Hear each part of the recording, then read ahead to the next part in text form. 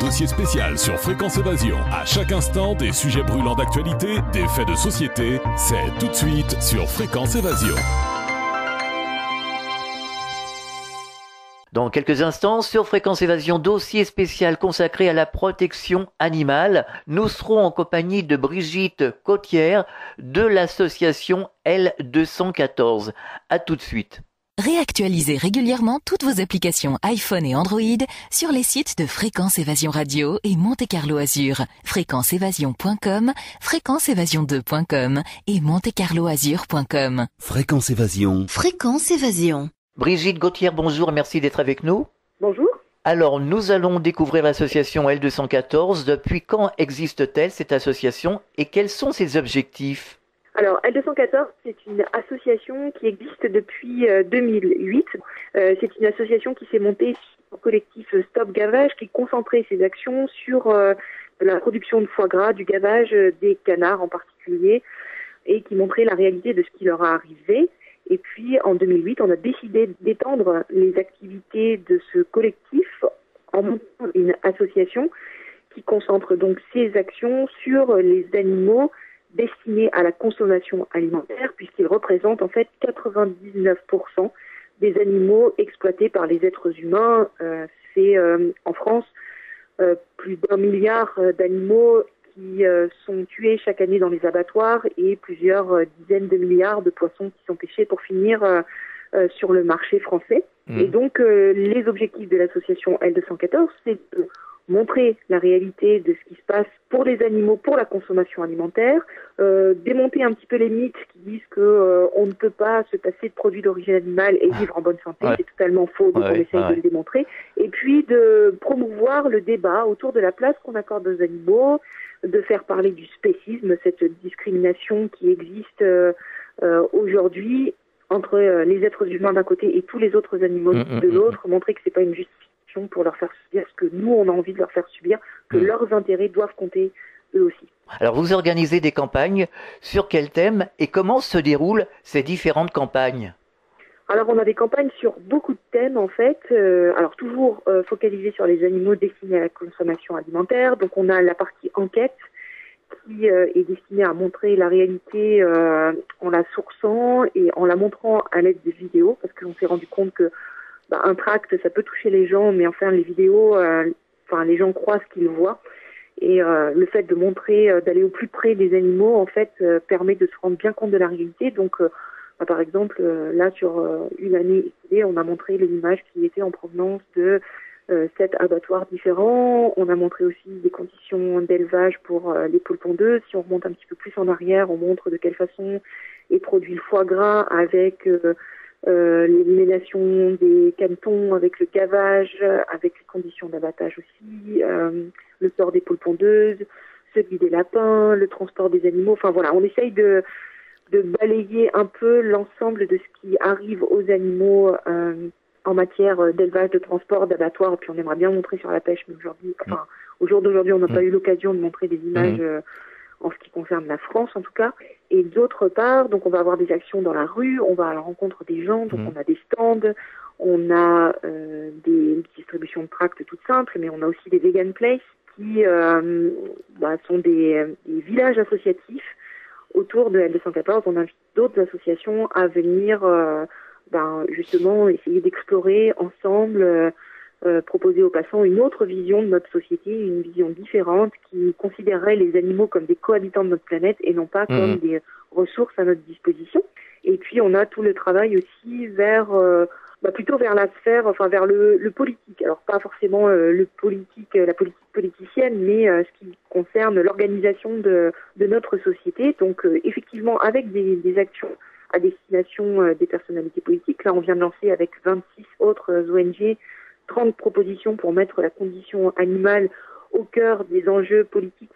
Et puis, de l'autre côté, on va avoir des sites qui vont permettre d'étendre les alternatives. C'est-à-dire, avec d'un côté des campagnes qui vont être sectorielles, par exemple, c'est ce qu'on a sur les poules pondeuses, en essayant de bouger un petit peu les géants de l'agroalimentaire et de leur faire refuser, par exemple, les œufs de poules élevés en cage de batterie.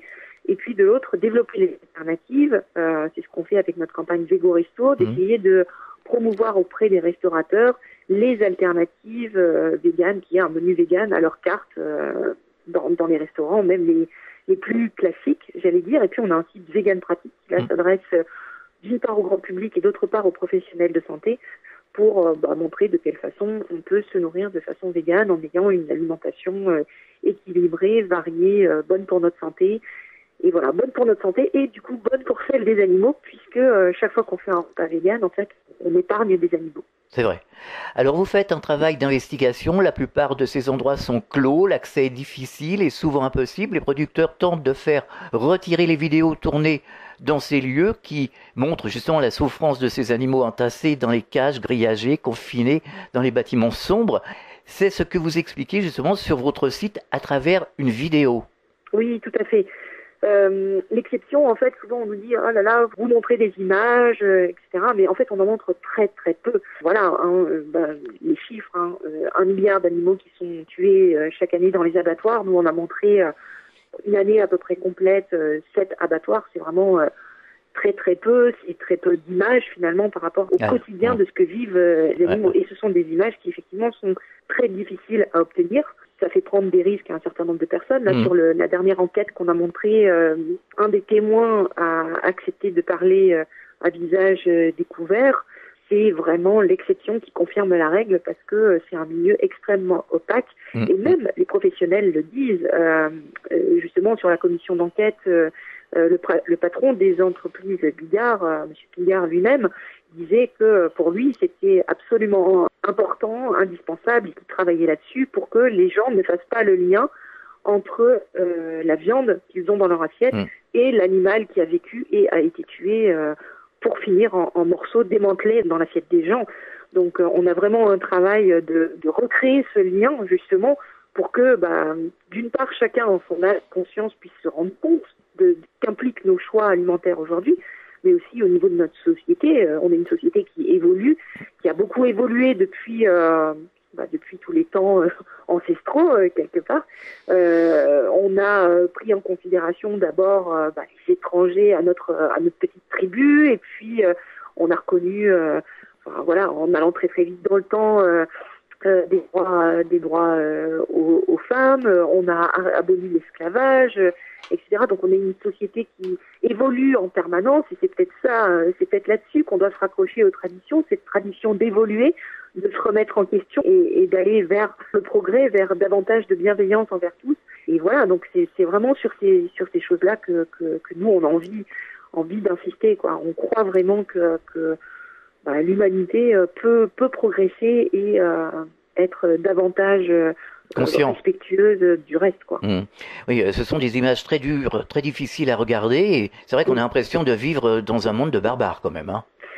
Ce sont des images très difficiles à regarder, en effet. Le fait de voir ces scènes, ces poules pondeuses entassées dans des cages, sans pouvoir étendre les ailes, sans se gêner les unes les autres, dans une promiscuité absolument folle. Si c'est les images d'abattoirs, finalement, c'est encore plus terrible parce que les poules pondeuses, des fois on essaye de feinter un peu, de se dire ah oui, mais on pourrait les élever autrement, du coup ça pourrait être différent. Alors même si effectivement, il existe des conditions d'élevage qui sont différentes. Néanmoins, on est toujours dans l'esclavage des animaux, finalement. Et puis, de l'autre côté, on a les abattoirs qui, alors là, on n'a pas d'échappatoire parce que pour avoir de la viande dans les rayons de supermarchés ou des bouchers, il faut tuer les animaux. Et en fait, dans les animaux, on se reconnaît, on reconnaît la terreur que nous, on ressentirait à leur place. La peur, c'est des émotions qu'on connaît. On sait que les animaux sont sujets d'émotions et au désir de vivre. Et voilà, et on se retrouve totalement dans leur vécu, et on sait très bien que une fois qu'on est mort, la vie est terminée, on voit le sang couler, on voit cette souffrance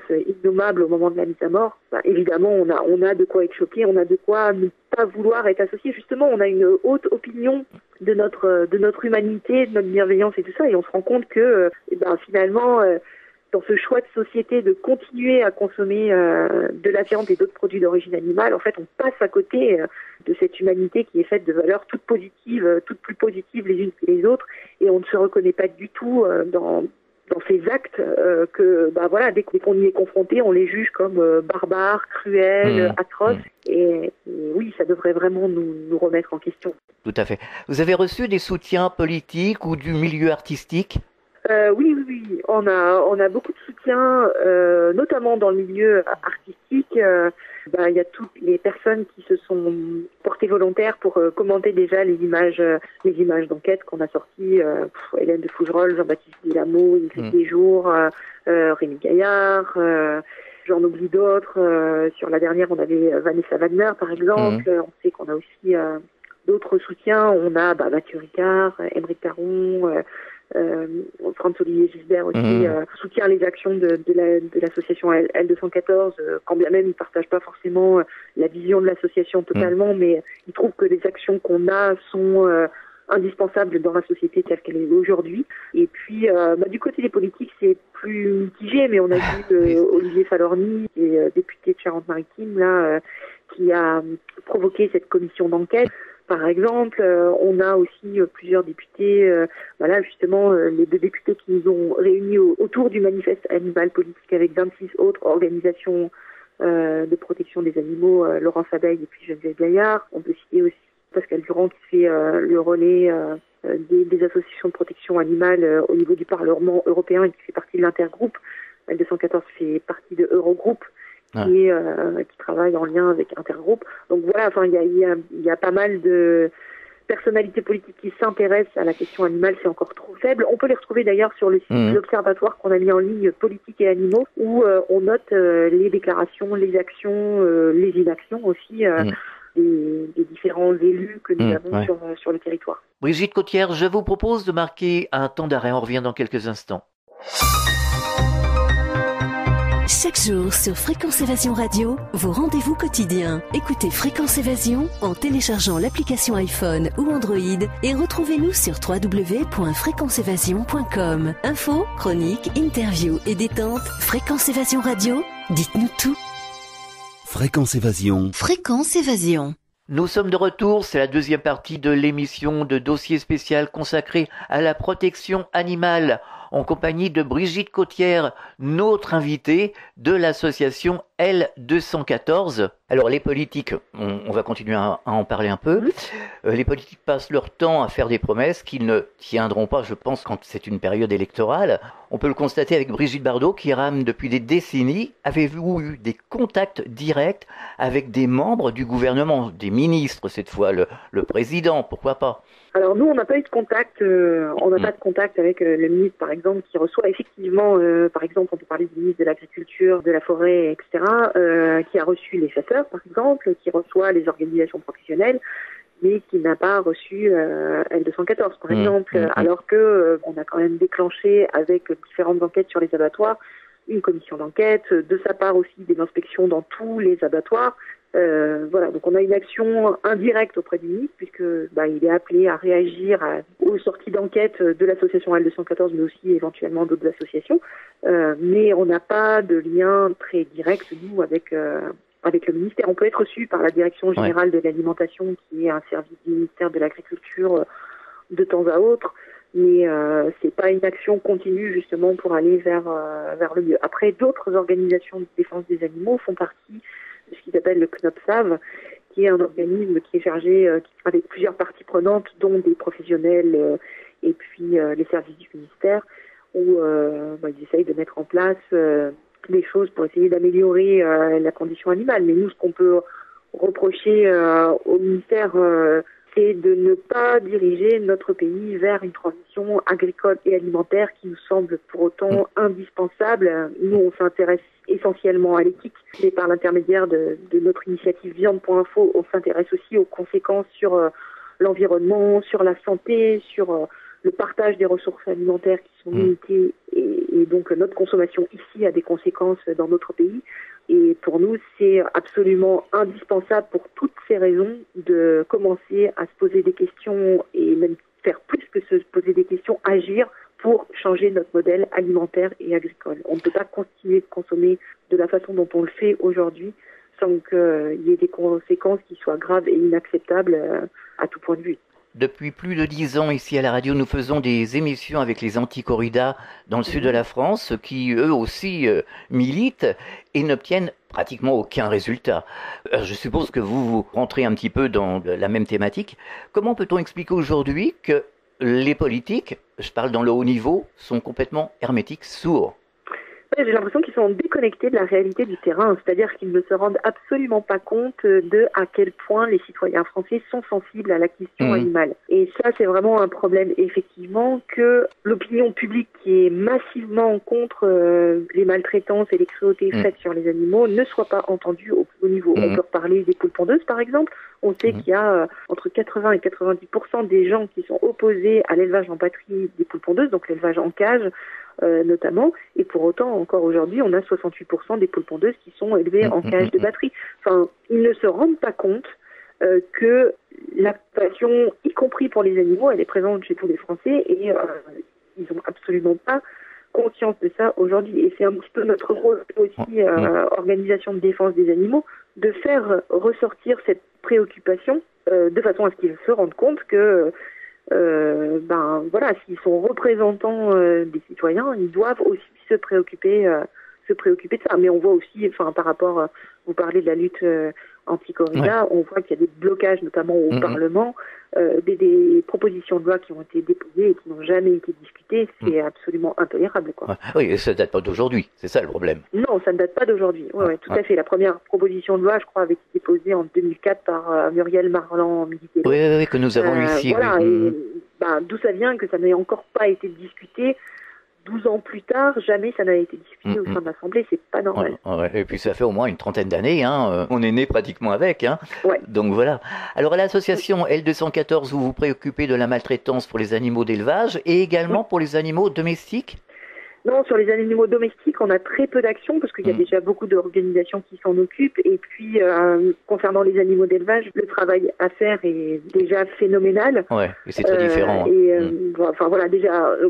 L214, on essaye de faire notre maximum, mais on se rend bien compte que notre maximum, il est déjà pas élevé, quoi. Donc, il y a énormément d'associations qui existent, et c'est tant mieux avec des moyens d'action, des stratégies d'action complètement différentes, et c'est tant mieux, quoi.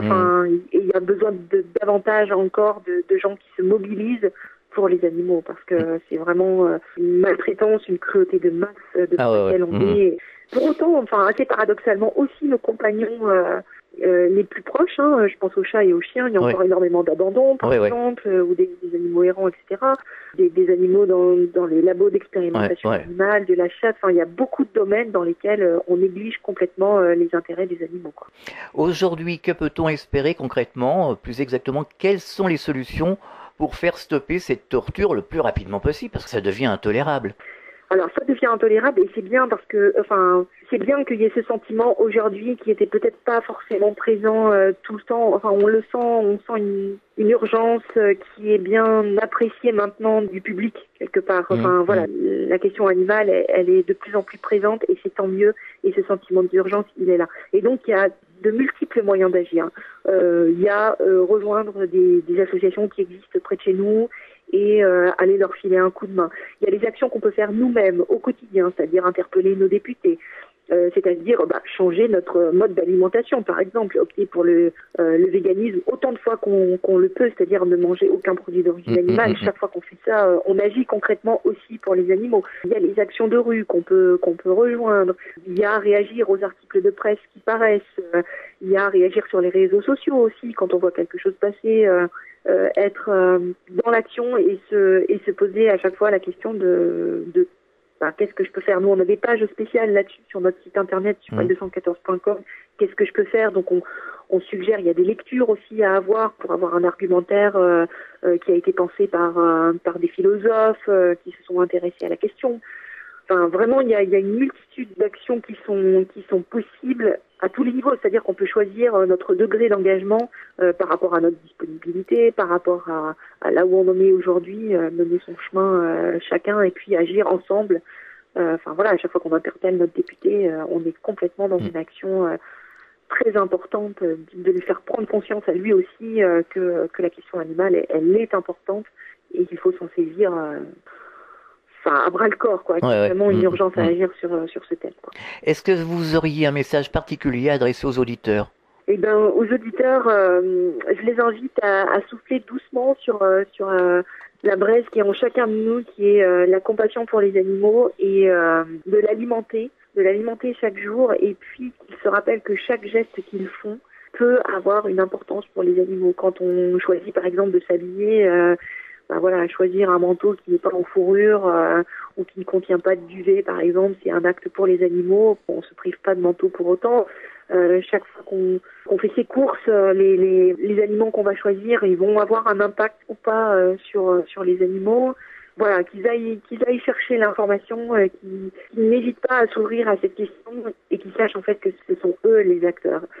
Voilà, enfin, je pense que chacun d'entre nous, en fait, si on voit un animal en détresse, à côté de nous, on va agir pour essayer de le sauver. Et en fait, par nos actes quotidiens, on peut en sauver énormément. Donc voilà, c'est à chacun de nous d'y aller. Alors, on peut vous retrouver sur votre site internet www.l214.com. Que peut-on trouver sur votre site ? Alors, sur notre site, il y a évidemment toutes les enquêtes qu'on a menées, il y a toutes les actions qui sont proposées, il y a tous les trucs et astuces aussi pour consommer autrement par l'intérieur de notre site Vegan Pratique, mais qui est en lien à partir de notre site l214.com.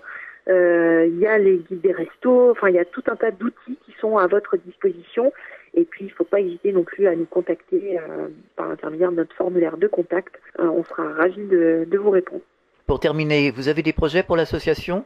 Eh bien, malheureusement, oui. Quelque part, on travaille à la destruction de notre association. C'est-à-dire que quand plus aucun animal ne sera esclave des êtres humains, on aura terminé notre mission et l'association pourra dissoudre. Mais en attendant, effectivement, on a du pain sur la planche. C'est sûr. Avec encore des images à montrer, encore des professionnels de l'agroalimentaire à convaincre, encore des tuyaux, des astuces à donner aux particuliers de façon à faire avancer notre société dans le bon sens, vers une plus grande bienveillance, compassion, vers un plus grand altruisme aussi envers les animaux, les êtres humains, les autres animaux aussi. C'est la même chose. Merci Brigitte Gauthier et bon courage pour la suite en tout cas. Merci à vous pour cette antenne. À très bientôt, au revoir. À bientôt, au revoir. Fréquence Évasion.